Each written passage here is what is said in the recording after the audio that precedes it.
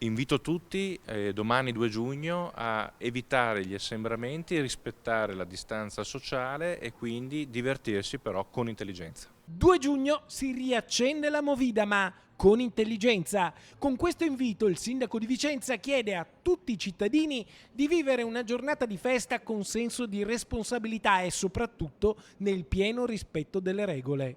Si sta andando verso un allentamento delle regole, delle prescrizioni, questo è un fatto molto importante, già il fatto stesso che la mascherina non sia obbligatoria all'aperto se non con la distanza, quindi è un dato importante. Stiamo però lavorando sulla sensibilizzazione dei cittadini, soprattutto nei luoghi di assembramento come la Movida.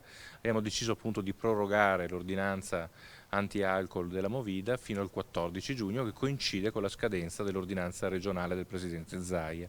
Questo proprio per poter uscire dalla fase critica in maniera progressiva, sempre più allentando appunto queste prescrizioni e dando la possibilità ai cittadini di tornare finalmente a una vita normale. Domani anche le celebrazioni vanno di scena in forma ridotta.